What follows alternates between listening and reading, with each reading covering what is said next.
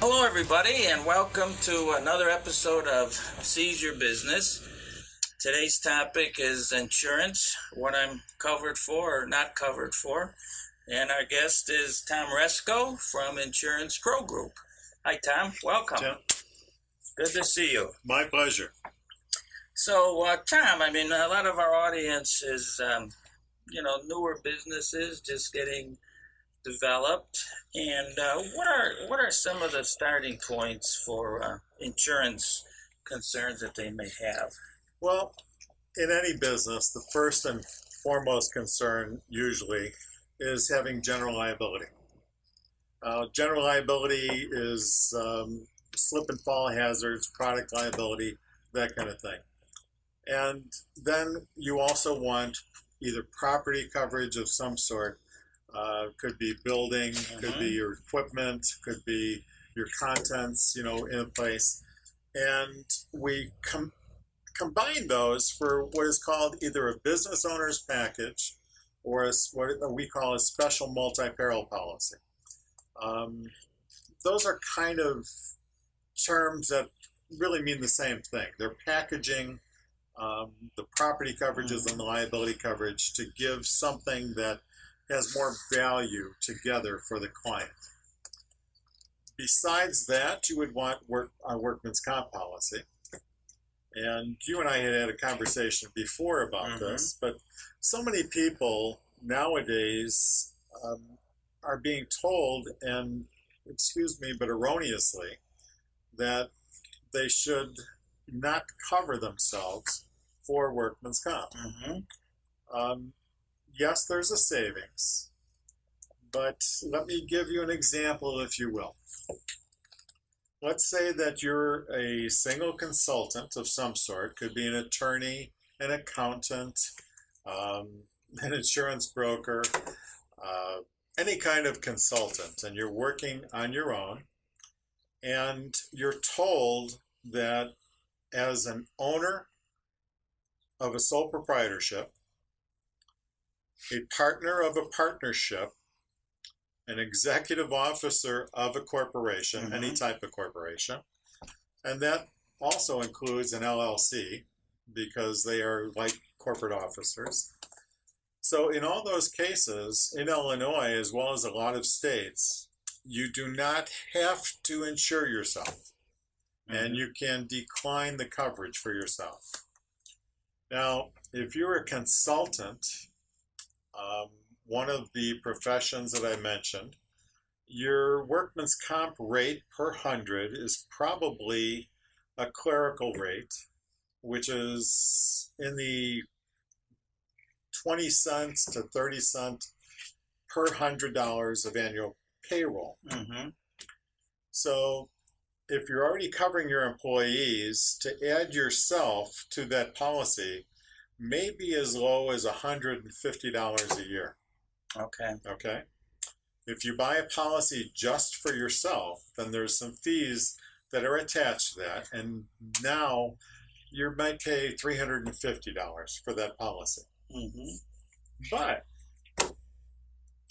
if you look at your personal, or even if it's a business health insurance policy, you have a deductible that is probably nowadays $2,000, $6,000, $10,000, or $20,000.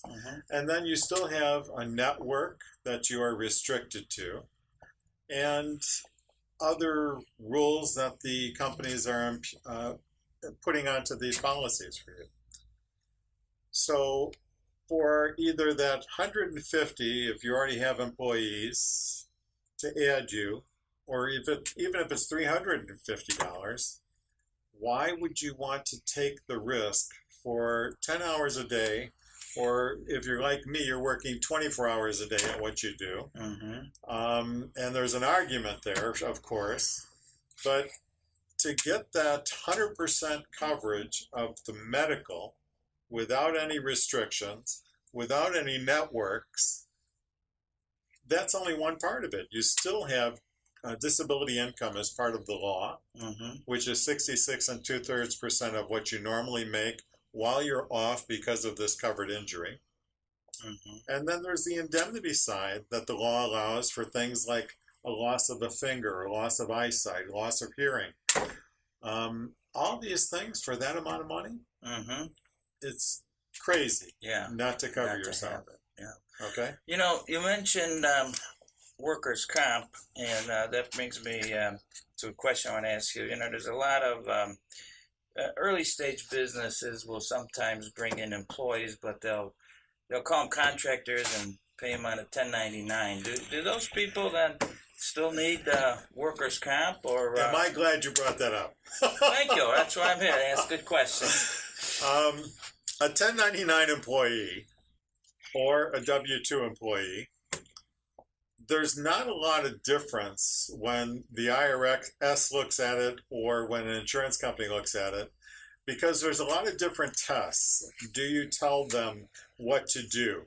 Mm-hmm. Do you tell them when to show up? Do you tell them when to go home?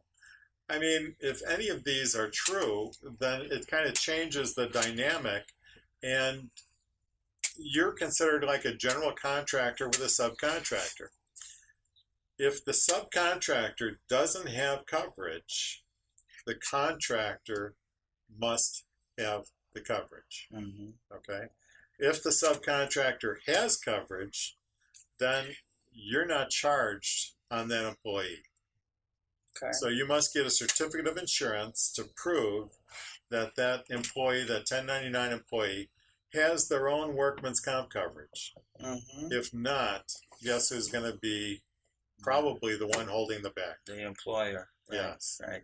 So I think that's, you know, I often hear that people, you know, believe they're being clever using 1099s, but they're taking on not only that liability, but also liability for income tax if the contractor is not properly filing, because they can be deemed to be employees. Yeah, more in your side than my side, because I don't even look at that in what I do.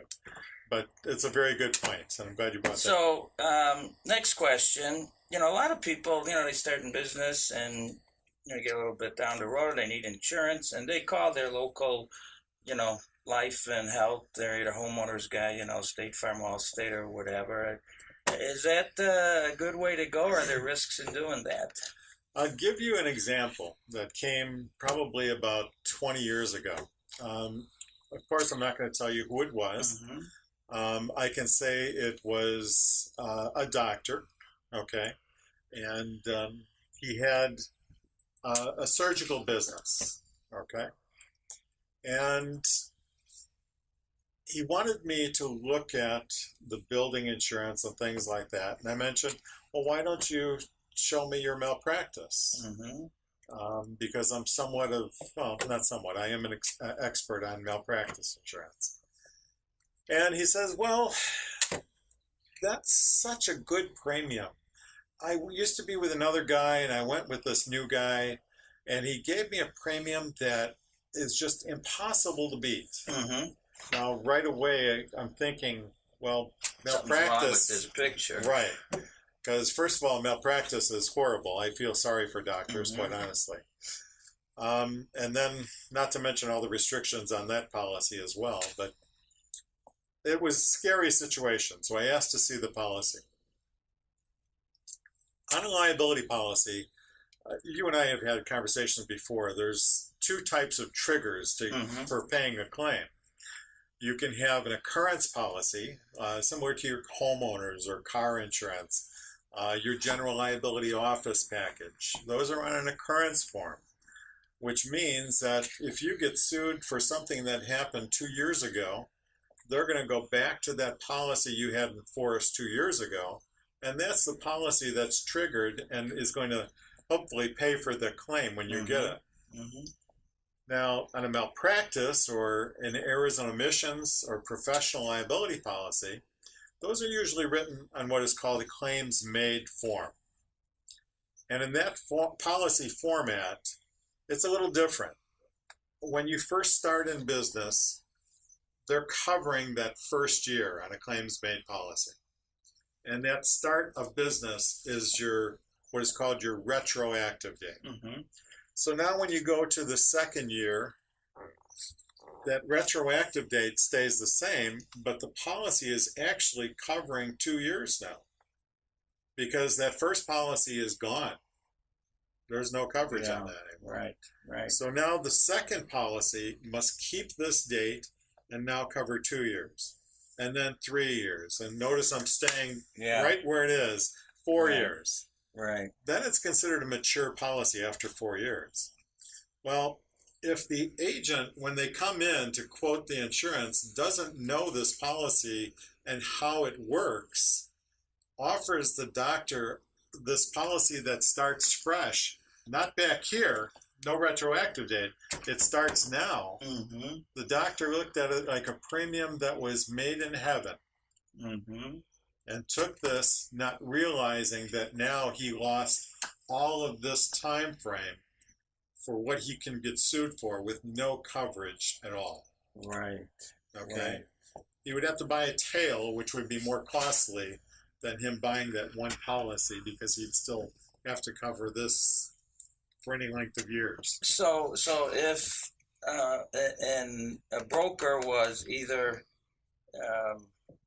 not up to speed or unscrupulous, they could save the doctor money by And I'm creating not going to say gaps in his coverage that he doesn't know are there. And I'm hoping to say that I really haven't found too many people that I consider unscrupulous. Mm-hmm. So I don't think that would be the case. Okay. But when it comes to being in business, and when it comes to insuring your business properly, Mm-hmm.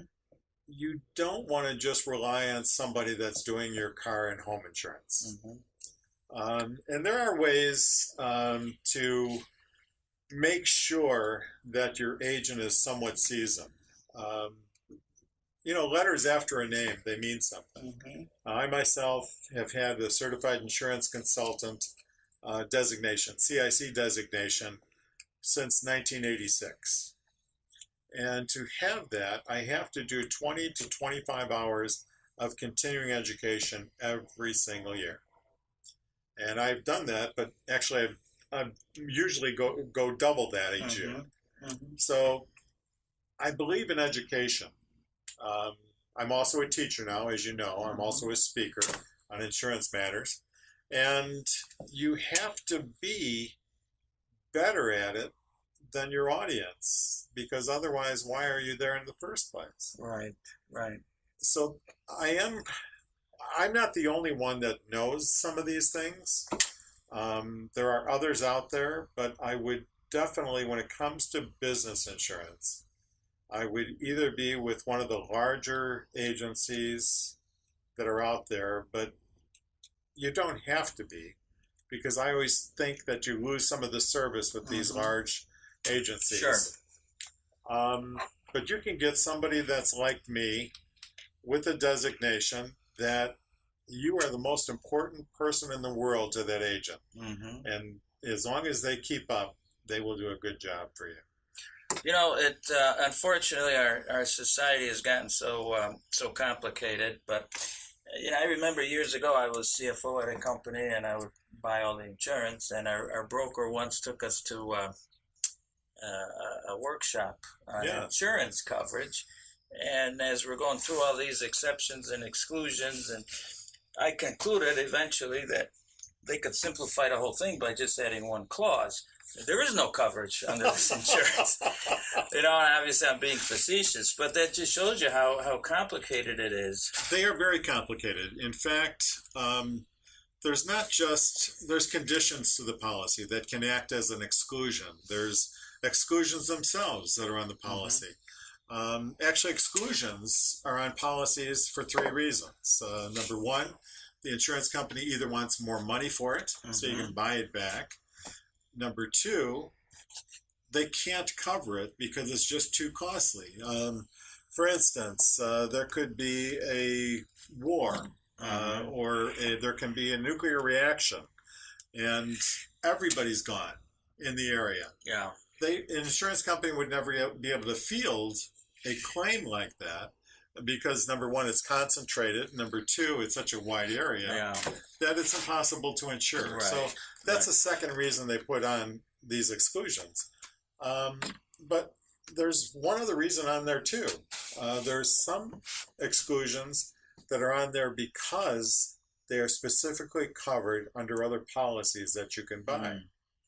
So you have things that are, for instance, I think we talked about this also before, cyber liability. Right. Okay. I was going to ask you about that. Yeah, go ahead. You can have a website that is a billboard type website that just tells your customers, what your services are, what products you have to sell.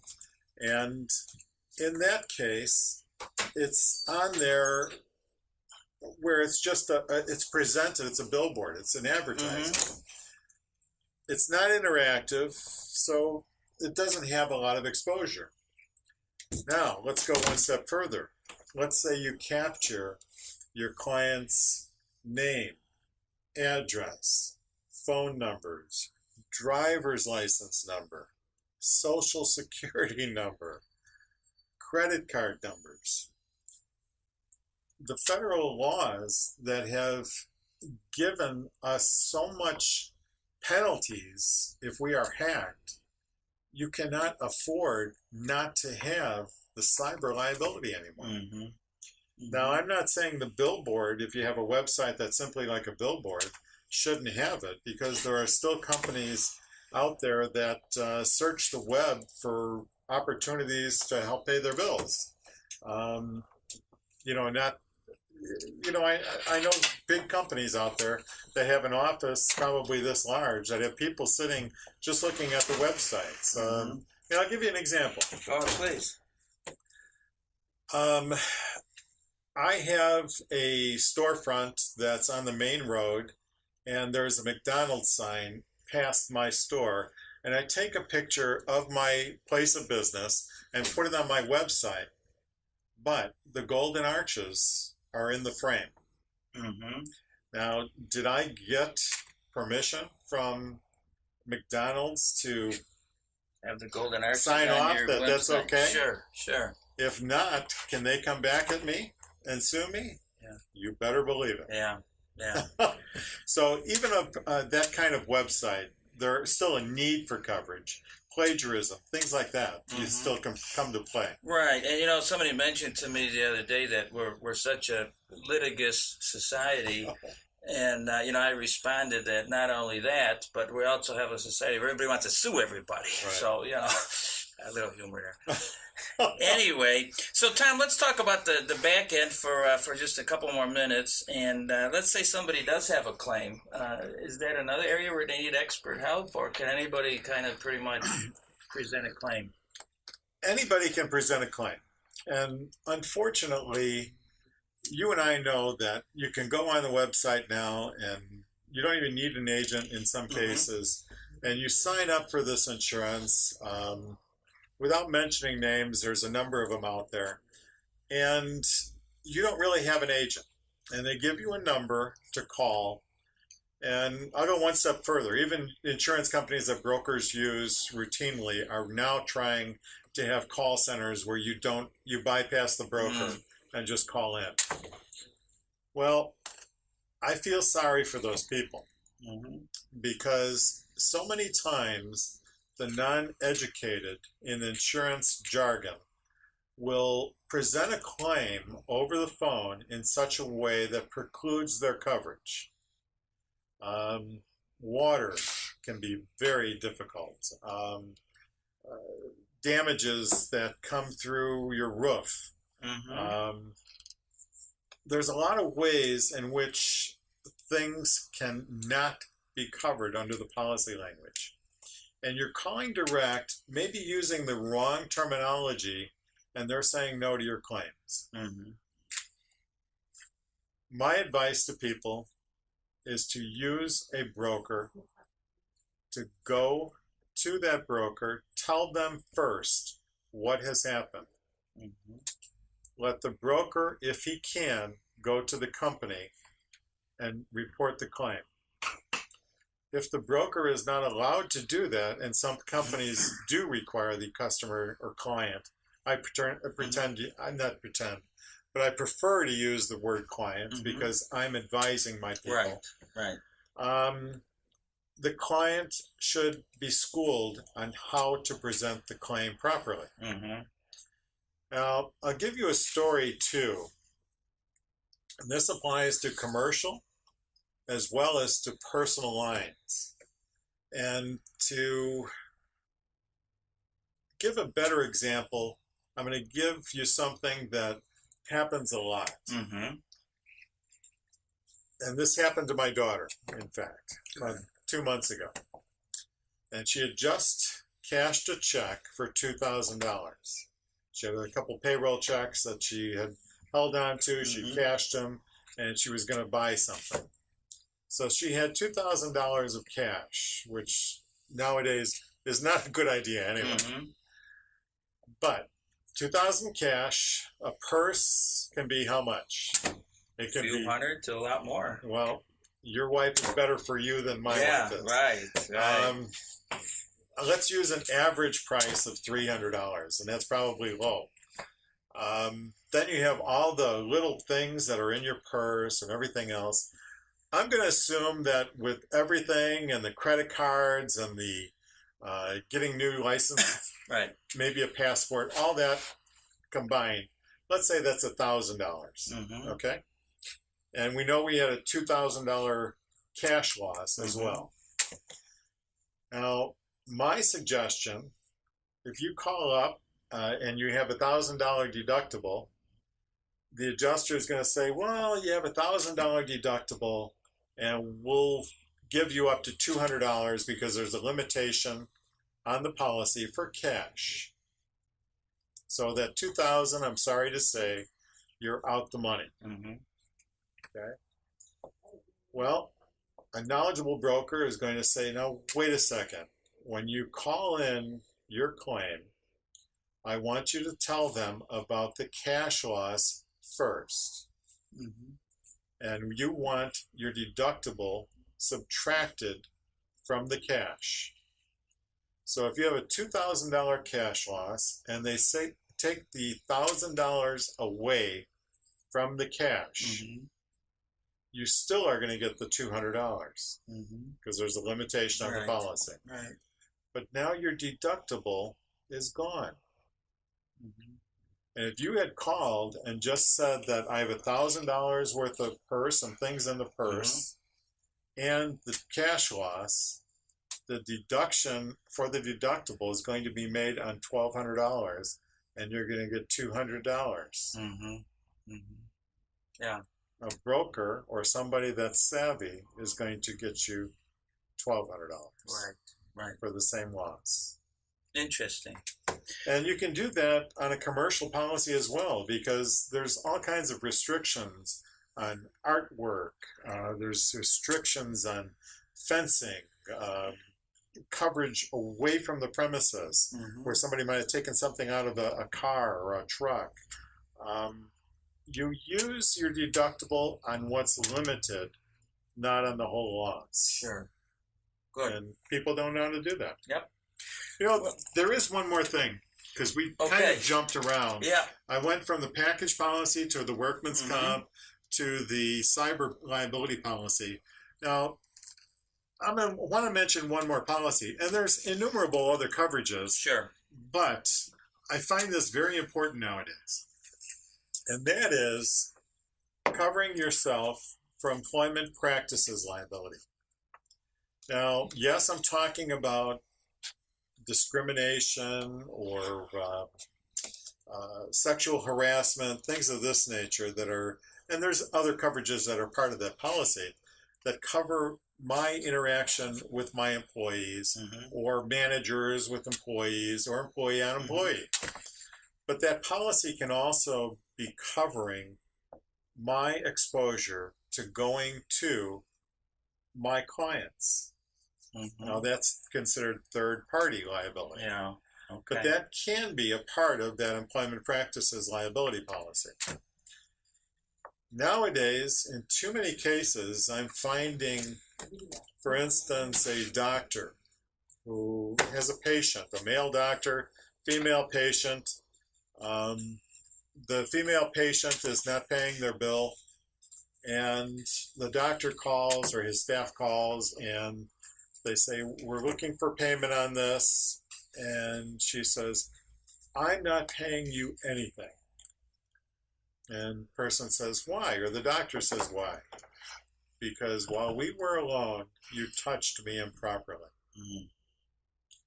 Now, the doctor, without that coverage, is going to be looking at, well, I'm going to lose my reputation. I'm going to have to protect myself in court. The average price, I'm told, on that kind of claim is $25,000 to $50,000 just in defense costs. And without a policy, I'm going to be subject to that. Mm-hmm. Right. It's no longer worth it not to have that coverage, or to at least think long and hard about adding that to the amount of coverages that I have. Right, right. Well, I think that just confirms that the world has gotten pretty complicated. And we're about at the end of our time, but let me just say this about Tom. I've known him for probably at least 10 years, and he not only is extremely knowledgeable about this, but he really loves getting into it. So if you want to take a look at your coverages and make sure you're protecting yourself, Tom is a good guy to talk to. And Tom, how can they reach you? I tell my clients there's a lot of times when they're going to be after hours. When you're in business for yourself, you're always thinking about business. And I accept calls from 9 to 9, 7 days a week. I've never found that clients misuse that. And that number to reach me is 708-254-8100. So that's 708-254-8100. And I'm licensed in innumerable states, and I do international coverages as well. Super. Thank you, Tom. And if you need me, if you have any business issues you'd like to discuss, or you need improv comedy programs, give me a call, 630-272-3895.